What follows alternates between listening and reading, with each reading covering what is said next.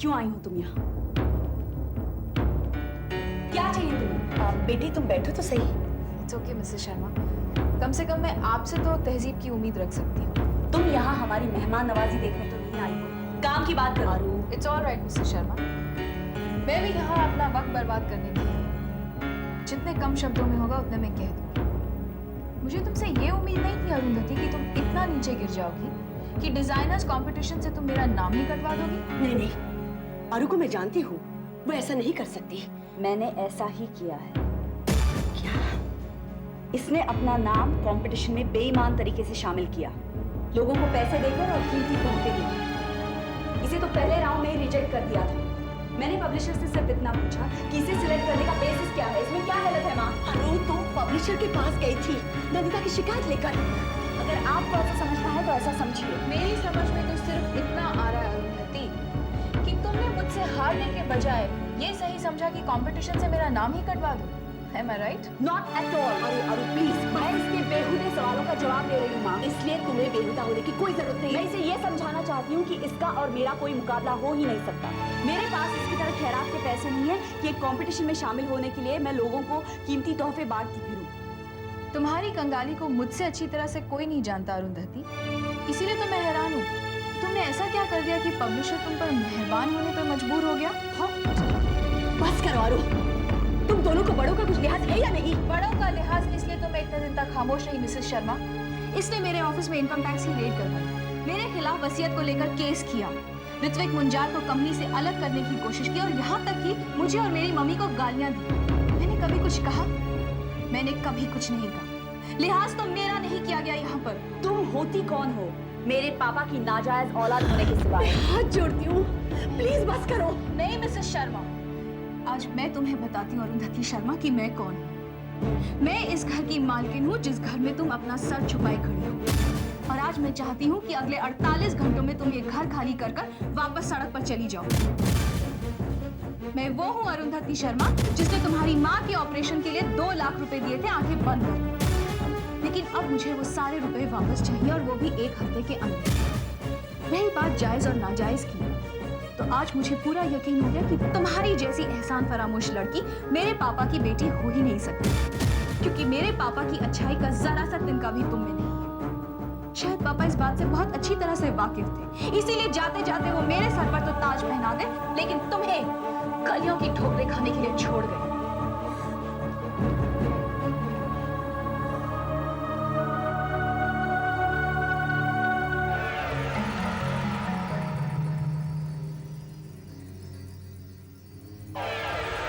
Accounts को seal कर दिया, जायदाद पर कोई हक नहीं, परिवार फरार है। नाली का कीड़ा फिर नाली में गिर गया, तैर रहा है, बिलबिला रहा है। क्या नहीं किया मैंने दौलत पाने के लिए, अब क्या करेगा? क्या इसलिए मैंने लोगों की जान नहीं दी, हमेशा इस ऑफिस में ही जी हुजूरी करता रहूं?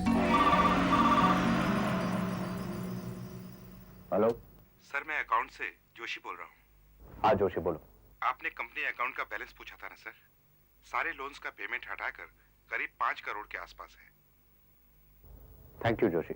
It's my duty sir.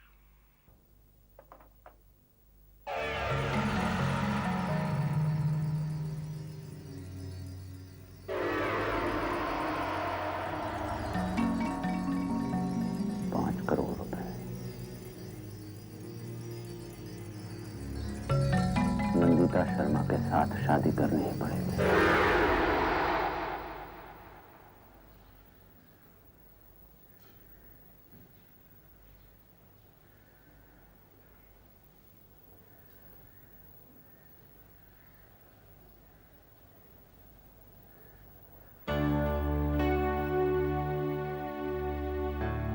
सब आपकी वजह से हुआ।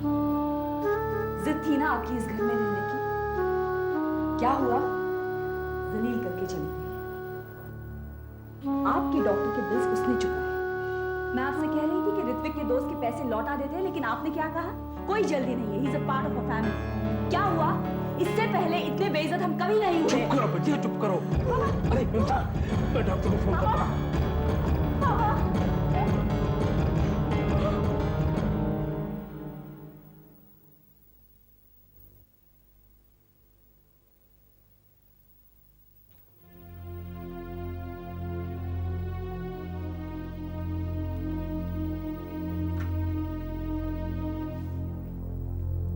तुम्हारा घड़ी खराब हो गया है नंदिता।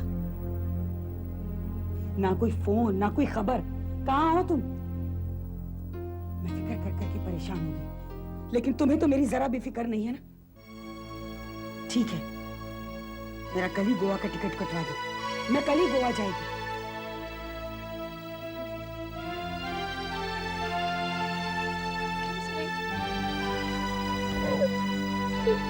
नंदिता, मैंने इतना सीरियसली नहीं बोला था बेटा। नंदिता,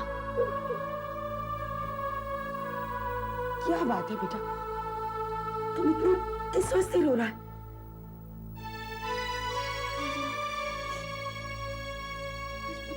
बहुत बड़ी भूल हो गई, बहुत बड़ी गलती कर दी। क्या हुआ बेटा? मैंने गुस्से में आकर अरुंधति को घर खाली करने के लिए कह दिया और वो 2 लाख रुपए भी वापस मांग ली जो मैंने आंटी के ऑपरेशन के लिए खर्च किए। तुमने ऐसा किया? रोजी माँ, मैं क्या करती? मैं अपने गुस्से पर काबू नहीं रख सकी और मैंने मैं जानती हूँ मुझे इस हद तक लाने के लिए अरुण ने मजबूर किया होगा।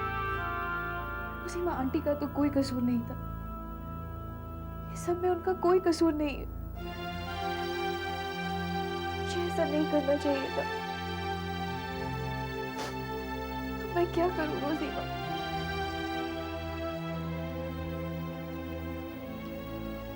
माफी मांग ली। माफी मांगने से कोई इंसान छोटा नहीं होता बेटा। मैं किस मुंह से जाकर माफी मांगू रोजी माँ? और मैं जो इतना कुछ बक आई हूँ वहां पर। अच्छा देखो, अभी जो कुछ हुआ है वो सब भूल जाओ। सुबह उठकर ठंडे दिमाग से बात करेंगे। अब रोना नहीं, चलो चलकर खाना खा लो।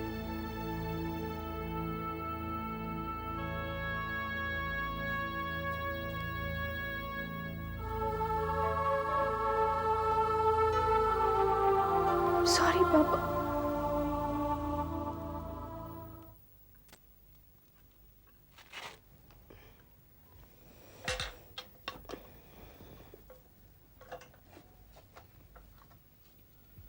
ब्लड प्रेशर बहुत ही हाई है।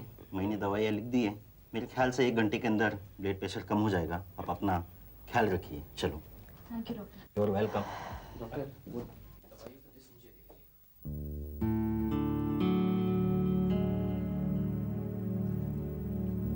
मम्मा, आई एम सॉरी मम्मा। अब हम कहाँ रहेंगे अरु? मेरे घर में आंटी, मैंने तो आपसे कितनी बार कहा है कि आप मेरे यहाँ जाइए, पर आप लोगों को कोई तकलीफ नहीं होगी। वहां पे 4 बेडरूम्स हैं। रियली? Please aunty. ठीक है, हम कल ही शिफ्ट कर जाएंगे। लेकिन नंदिता से तो बात कर। मम्मा प्लीज, उसकी कोई जरूरत नहीं है। मैं गोपाल काका से कहती हूँ, वो सामान बांध देंगे। I'll help you. Thanks Vijay. Thank you aunty.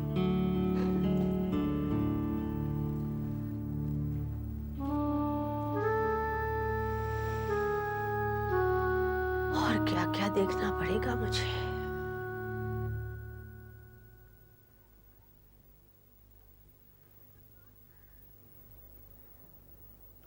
Good morning. Munjal साहब, मैं कब से अखबार में यही खबर ढूंढ रही थी कि मुंजाल साहब आखिर हैं कहाँ। मुझे कब से इस खबर का इंतजार था कि ऋत्विक मुंजाल जॉइंस बैक अरुंधति शर्मा। तुम क्यों दलील कर रही हो? तुमको बताकर ही मैंने अरुंधति के साथ दोस्ती का नाटक किया था। बड़े से बड़ा नाटक भी एक दिन खत्म हो जाता है ऋत्विक। लेकिन मुझे ऐसा क्यों लगता है कि तुमने अरुंधति के साथ नहीं मेरे साथ नाटक किया था? अब ऐसे गलत इल्जाम मत लगाओ तुम मेरे। मैंने अरुंधति के साथ दोस्ती इसलिए की ताकि वो तुमको और मुझे परेशान करना बंद कर। लेकिन उस दोस्ती का कोई फायदा नहीं हुआ ऋत्विक, क्योंकि ऑफिस में तो फिर भी रेड पड़ी। तुम्हारी दोस्ती से हमारी दुश्मनी में कोई फर्क नहीं आया। और वैसे भी अब तुम्हें दोस्ती का नाटक करने की कोई जरूरत नहीं, क्योंकि मैंने अरुंधति और पटवर्धन के खिलाफ एक मुकदमा दर्ज किया। अब मैं उन्हें परेशान करूंगी।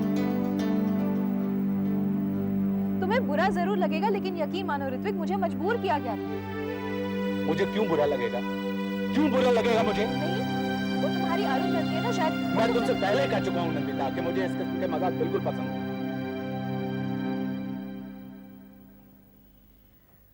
ऋत्विक, मैंने अरुंधति को और मिसेस शर्मा को घर खाली करने के लिए कह दिया है।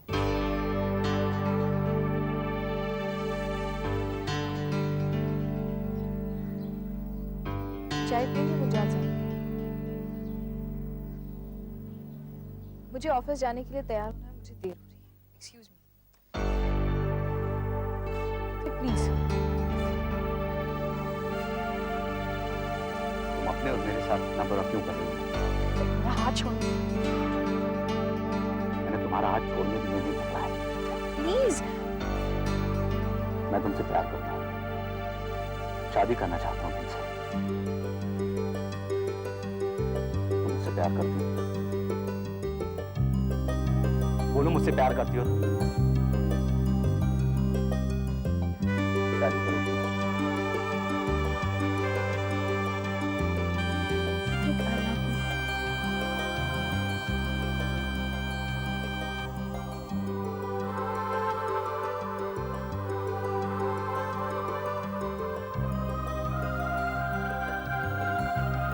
नंदिता, मैं तुमसे और दूर नहीं रह सकता।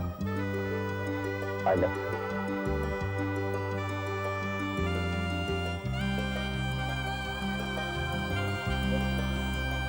तुम्हें रोजी माँ से इजाजत नहीं। तुम्हें पाने के लिए मैं कुछ भी करने को तैयार हूं। Trust me। चलो।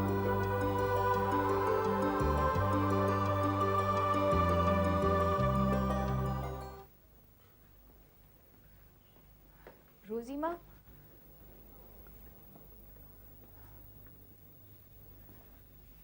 रोजी माँ, मुझे आपसे किसी बात की इजाजत चाहिए। छुप छुप कर बातें सुनना मेरी बचपन की आदत है। रोजी माँ, सुना, सब कुछ सुना, और जीसस से प्रे भी किया। जीसस का ब्लेसिंग हमेशा तुम लोगों के साथ। रोजी माँ। Thank you. वैसे शादी की तैयारी कल से शुरू हो जाएगी। एंगेजमेंट की रिंग कल सुबह तक तैयार हो जाएगी। तो ठीक है, पंडित से हम अगले हफ्ते का मुहूर्त निकलवा लें। हाँ, लेकिन ब्रेक लगाओ, नहीं तो तुम अभी नेक्स्ट बोलेगा कि हम लोग मैटरनिटी होम बुक कर लेते हैं। अरे भाई, इतनी जल्दी क्या है? जल्दी है रोजी। आप नहीं समझते कि मुझे कितने काम करना है।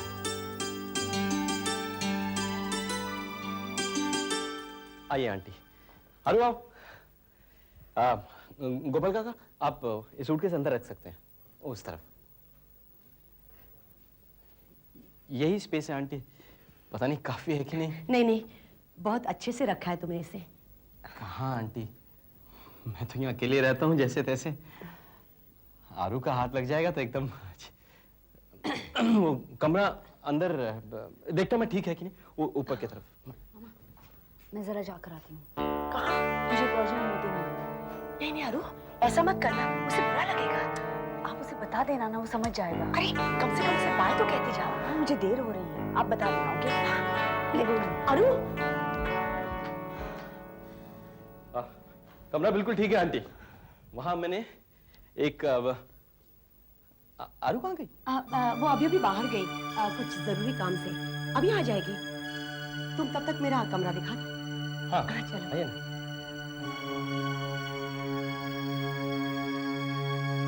What time can you meet me today, Dev? 4 बजे कैसा रहेगा? Yeah, okay. 4 o'clock will be fine. तो 4 बजे मेरे ऑफिस में आओ। हाँ, ठीक है. Bye. Come in.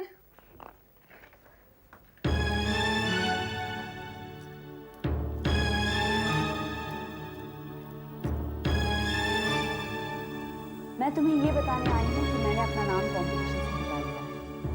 अब तुम अपने आप ही इस कंपटीशन में शामिल हो सकती हो। अपनी मेहरबानियों का एहसास दिलाना है। नहीं, तुम्हारी मेहरबानियों की कीमत चुकाने आई हूँ। अब हम तुम्हारे घर से भी जा चुके हैं, ये भी चाहिए। इस बैग में कुछ जेवर हैं जिनकी कीमत तकरीबन 1.5 लाख तक है। मामा के ऑपरेशन के वक्त जो तुमने पैसा खर्च किया था वो तुम्हें ये जेवर बेचकर मिल जाएगा और बाकी बैलेंस मैं सूद समेत 1 महीने के अंदर लौटा दूंगी। आज के बाद तुम्हारी मेहरबानियों का बोझ हमारे कंधे पर नहीं रहेगा। Thank you. अरुंधति, मेरा ये सब कहने का मतलब बिल्कुल नहीं था। तुम्हें ये सब करने की कोई जरूरत नहीं है। जरूरत थी। किसी ना किसी को इस बनावटी अच्छाई को रोकना ही था। बहुत हो चुका तुम्हारा नाटक। तुमने दुनिया को साबित कर दिया है कि तुम एक बहुत ही नेक और महान इंसान हो। लोग समझे ना समझे, लेकिन मैं जानती हूँ तुमने ये नाटक सिर्फ इसलिए किया ताकि तुम हमें केस करने से रोक सको, जिसमें तुम काफी कामयाब भी हो गई। जिसे सड़क पर खड़ा किया उसी को पनाह दी। क्या बात है, ऐसे लोग कितने होते हैं दुनिया में? देखो अरुंधति, मैंने ये सब तुम्हारा दिल दुखाने या तुम्हारी बेइज्जती करने के लिए नहीं किया। मेरा यकीन करो, मैं बिल्कुल बेकसूर हूँ। कसूरवार तो तुम्हारे अंदर का वो खून है। कसूरवार वो है जिसने एक शादीशुदा इंसान का घर तबाह करके तुम्हें पैदा किया। Shut up, Arundhati. चिल्लाओ मत। अपनी औकात को समझो। तुम्हें जो कुछ भी मिला है खैरात में मिला है, यहाँ तक कि पापा की जायदाद और उनका नाम भी। और इस खैरात को अच्छी तरह से बचा कर रखना, कुछ बुरे दिनों के लिए भी बचा कर रखना। क्योंकि अगर मैं रंजीत शर्मा की बेटी हूँ तो मैं तुम्हें अपने 2 टके के बुटीक में वापस पहुंचा दूंगी।